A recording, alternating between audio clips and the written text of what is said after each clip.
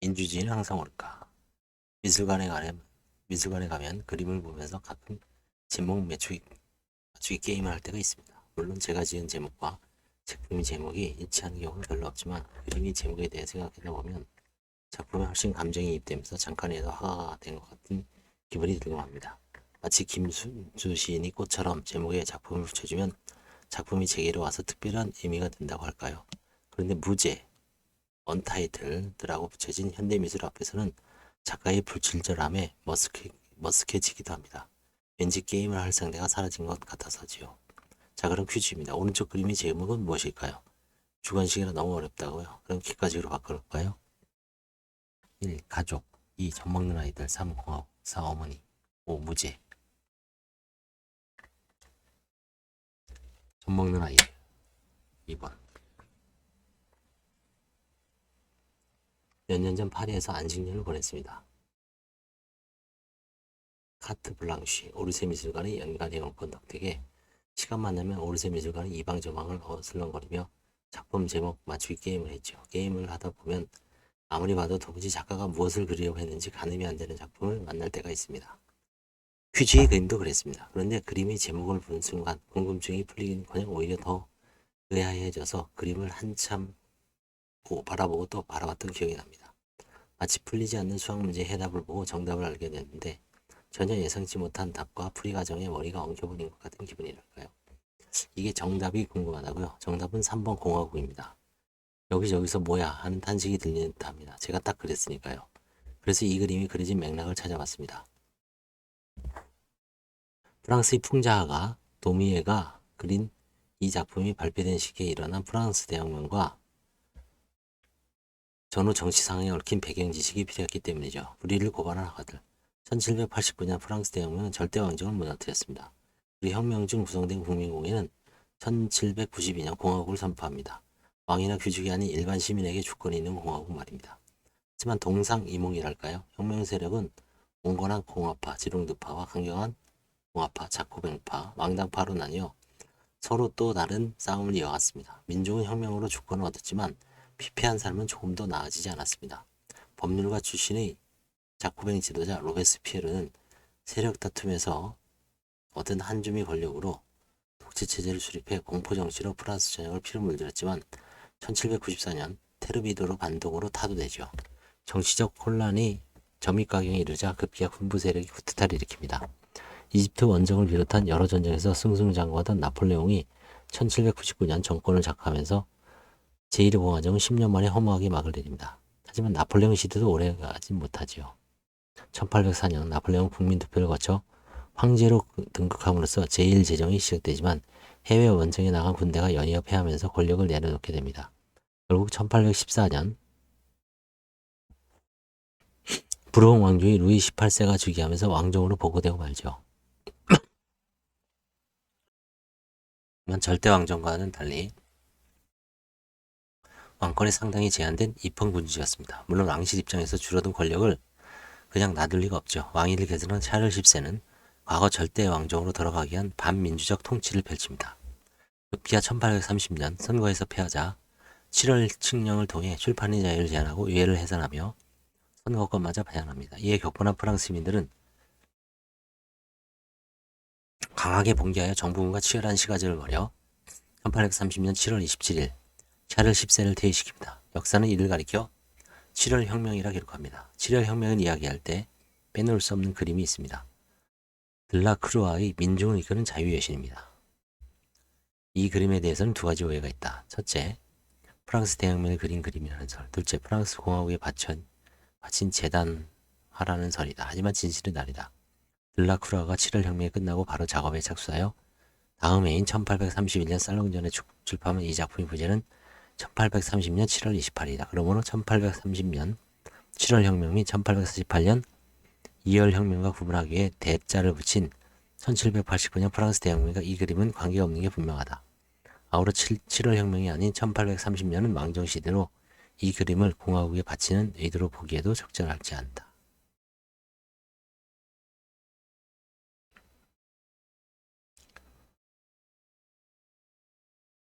들라크루아는 7월 혁명 당시 상황에 작가의 상상력을 더해 화려한 색감으로 역동적인 시가전 장면을 묘사했습니다.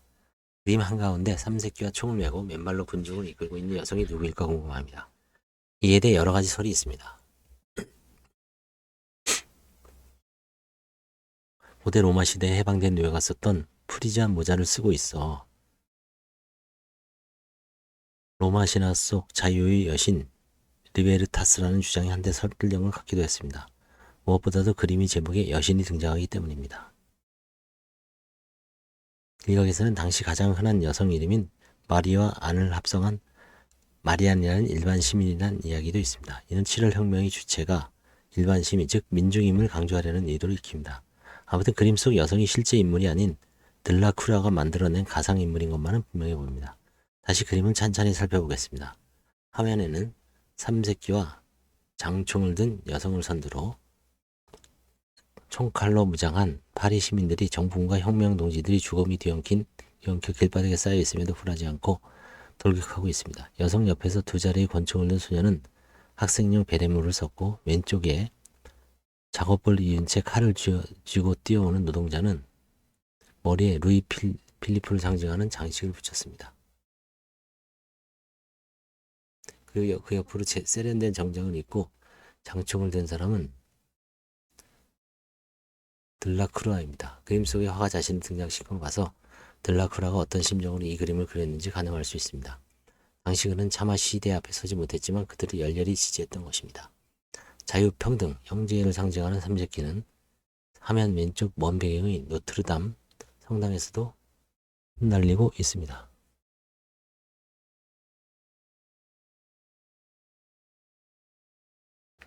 삼색기 컬러는 여성이 발 아래 무릎을 꿇고 있는 남성의 붉은 허리띠와 흰 속옷 그리고 푸른 셔츠에서도 나타납니다. 그림의 전체적인 구도는 여성이 화면의 중앙 가장 높은 곳에 위치하고 있는 삼각형 구도로 안정감을 주지만 다른 한편은 위로 솟구치는 듯한 역등감으로 대단한 에너지를 발산하는 느낌을 가져다 줍니다. 하지만 역사를 돌이켜보면 혁명을 지지한 이 대작은 역설적이게도 현실과는 동떨어진 공허한 아름다움에 불과했습니다. 파리 시민들은 왕정 타도와 공화국 건립을 주장하며 7월 혁명에 성공하지만 사태를 수습하여 새로운 공화정을 구성할 능력도 조직도 없었습니다. 의회를 장악한 온건한 자유주의 세력은 무능한 왕정과 혁명 세력의 급진성에 불안한 나머지 봉합책을 선택합니다. 그 일환으로 혁명에 가담했던 오를레앙 왕족 루이 필리프를 왕으로 추대합니다. 이로써 7월 왕정이 시작됩니다. 루이 필리프는 왕이 오른 기념으로 살롱전에서 이 작품을 사들였으나 시민들의 봉기가 두려워 수장고에 숨겨두었다.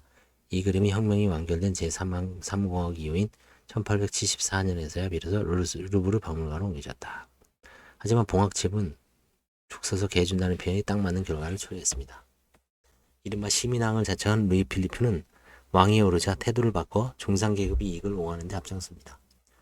혁명을 주도했던 노동자들의 기대는 철저하게 유린됩니다. 도미에가 정치 풍자를 다루는 주간 매거진 라 실루에트에 기고한 7월의 영웅 1831년 5월은 당시 노동자들의 절망적인 심정을 그대로 나타냅니다. 멀리 삼색기가 펄럭이는 국회의사당에 보이지만 전당포 광고지를 이어 만든 니트를 입은 7월 혁명 영웅은 최후의 수단이고 적힌 돌덩이를 몸에 매달고 생강에 뛰어들려고 다리 난간 위에 서 있습니다.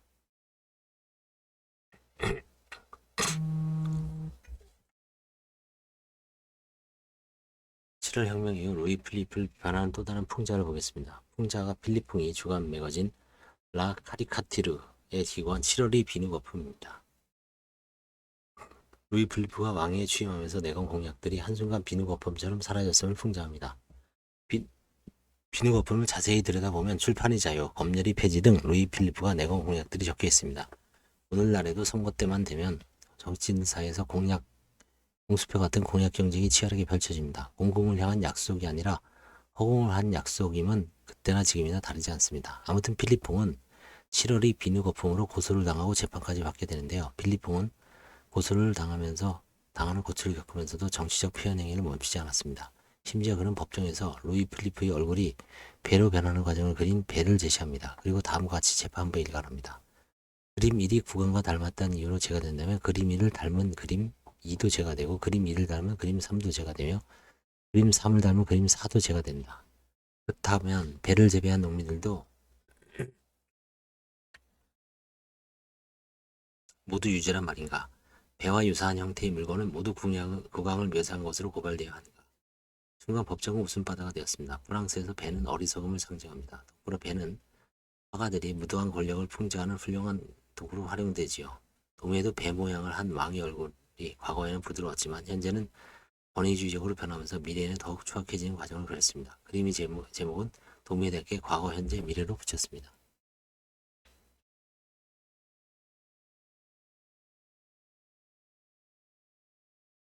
7월 혁명 이후 프랑스에서는 집회와 시가 끊이질 않았습니다. 이 과정에서 수많은 정치적 비밀 결사가 생겨났으며 노동자들의 파업도 이어졌습니다. 1832년 6월 5일부터 6일 동안 이틀에 걸쳐 군주제 폐지를 목적으로 일어난 파리 봉기는 비록 실패로 돌아갔지만 민중운동이 절정을 이룹니다. 프랑스의 대문호 빅토르 유고는 레미제라블에서 당시 상황을 생생히 묘사함으로써 민초들이 겪고 있는 고통을 프랑스 전역에 알립니다. 민중봉기는 갈수록 과격해집니다. 이후 1835년 7월 혁명 기념일에 루이 필리프가 피격을 당하는 사건이 벌어집니다. 경찰은 범인이 공화주의자라고 발표했지만 공화주의 세력을 탄압하기 위해 조작된 것임이 드러났지요. 하지만 왕정은 이를 빌미로 반란 예비죄를 신설하고 신문을 비롯한 각종 출판물에 대한 사장 검열죄를 부활합니다. 이로써 모든 정치 비판이 금지되었고 대표적인 시사 풍자 매거진 라 카리카티르도 폐간되고 맙니다. 위에도 그렇다면 프랑스의 정치 혼란은 가라앉지 않았습니다. 심지어 잦은 기근과 흉작으로 식량 위기까지 덮칩니다. 경제난으로 철도와 건설 등 대규모 공사들이 중단되면서 실업도 폭증하죠. 당시 프랑스 사회는 일촉즉발의 화약과 같았는데요. 1848년 2월 민중의 분노를 일으키는 사건이 터집니다. 2월 혁명. 파리에서 열린 보통선거의 도입에 관한 공개 토론에서 언쟁이 불거지면서 갑자기 정치적 시위로까지 번졌고 이를 진압하는 과정에서 20여 명의 사상자가 발생합니다. 2월 혁명에 격분한 군중들이 폭우를 무릅쓰고 왕궁 광장에 집결했고 시내 곳곳에 바리케이드가 설치됩니다. 급기야 군대가 시민들 향해 발표해 100여 명이 사망하면서 걷잡을 수 없는 상황으로 치닫습니다. 신변의 위협을 느낀 루이 필리프는 영국으로 망명했고 대신 임시정부가 수립되어 국민선거를 치게 됩니다. 그런데 뜻밖에도 나폴레옹 1세의 조카인 루이 나폴레옹 보나파르트가 정치 지도자 라마르틴을 누리고 공화국 대통령에 당선되면서 프랑스는 제2공화정을 맞이하게 됩니다. 프랑스 시민들은 목숨을 걸고 혁명을 일으킬 만큼 민주주의가 갈급했지만 정작 다수의 선택은 시인 출신의 정치가 라마르틴이 아닌 나폴레옹 혈통의 강력한 통치자로 기울었던 것입니다. 하지만 나폴레옹 3세는 대통령 재직 중 쿠데타를 일으켜 공화정 체제를 붕괴시키고 1852년 12월 제2제정을 선포하고 황제에 오릅니다. 그는 해외 식민지 팽창에 앞장서며 제국의 번영을 추구했지만 정치적으로는 언론을 통제하고 시민의 자유를 탄압했습니다.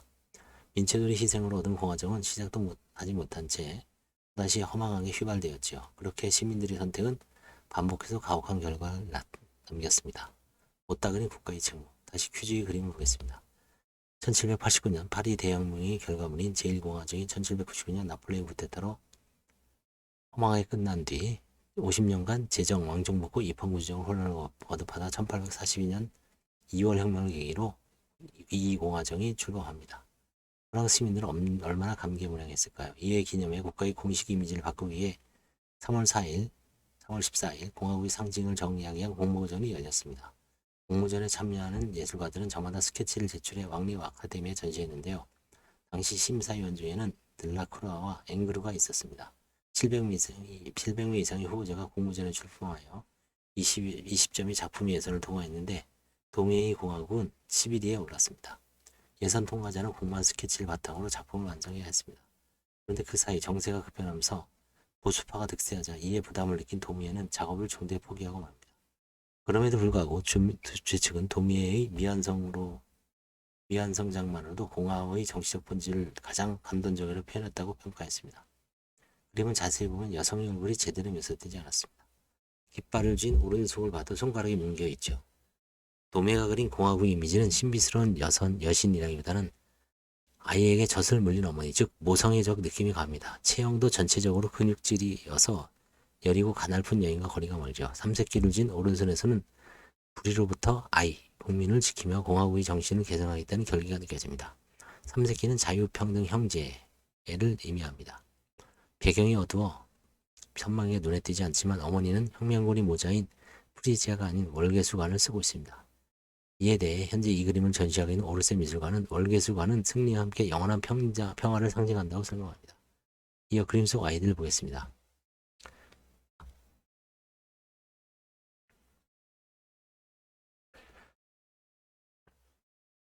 토실토실한 두 아이는 어머니 젖을 나란히 먹고 있고 또 다른 아이는 어머니 발 앞에서 책을 읽고 있습니다.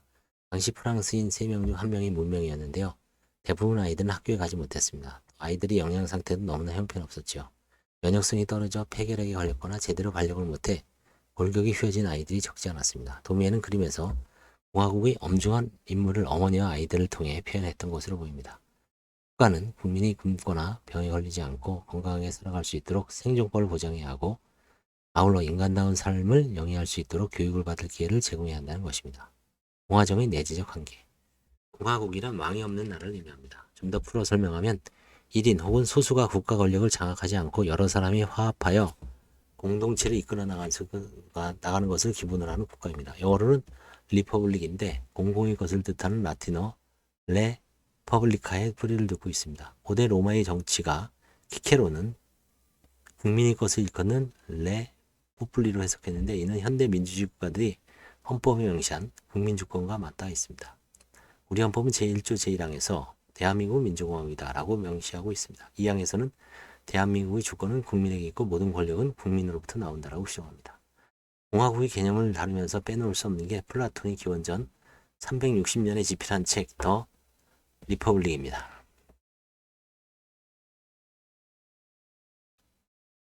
플라톤은 28세 되던 해에 스승 소크라테스가 민주주의 이름으로 죽음을 맞게 되자 큰 충격을 받습니다. 이를 계기로 플라톤은 시민이 지성과 인격 모두 합당한 자질을 갖추었을 때 비로소 민주주의가 가능하다고 주장하면서 소크라테스를 중흥으로 내몬 민주주의는 중후정치라고 비판합니다. 중후정치란 이성보다 일시적 충동에 의하여 좌우되는 어리석은 대중들의 정치를 가리킵니다. 고대 그리스 민정치의 타락한 형태를 이르는 말로써 민주정치를 멸시하는 의미를 담고 있죠. 플라톤은 철학자가 통치하는 철인 정치 형태의 가장 이상적인 국가 형태라고 봤습니다. 여기서 철인이란 단순히 지혜로운 사람을 뜻하는 것이 아니라 현상을 초월하는 이데아를 인지할 수 있는 자로 정치를 갖추고 실만한 성정을 갖춘 인간을 말합니다. 결국 철인 정치는 법제도가 아닌 개인의 리더십에 전적으로 의존해야 작동하는 정치 체제인 셈이죠. 오스트리아 출신 영국 철학자 포퍼경은 20세기 초에 등장한 전치주의 기원을 플라톤이 철인에서 찾습니다. 그는 철인 개념이 히틀러 같은 독재자의 등장에 이론적 근거를 마련했다고 비평했지요. 1848년 프랑스 시민들이 2월 혁명으로 제2공화정을 출범시키지만 군부 독재의 혈통인 나폴레옹 3세를 대통령으로 뽑는 우를 범하는 모습은 현대사에 시사하는 바가 큽니다. 정치인들이 방송에 나와 국민은 늘 옳다라고 말하지만 정말 국민은 언제나 옳은가라고 반문해볼 필요가 있죠. 공화정 및 민주주의 한계로서 다수결은 항상 옳은가의 질문은 중요하면서도 어렵습니다. 거칠게 말하면 민주주의가 중후정치에 빠지는 현상은 공화정의 내재적 한계일지도 모릅니다. 플라톤의 말처럼 민주주의는 중후정치에 빠질 수 있습니다. 그럴 때 철인정치란 이름으로 독재가 등장합니다. 이러한 모순적 형상은 역사에서 되풀이되곤 했습니다. 공화에 담긴 함의를 다시 한번 생각해 보게 되는 이유입니다.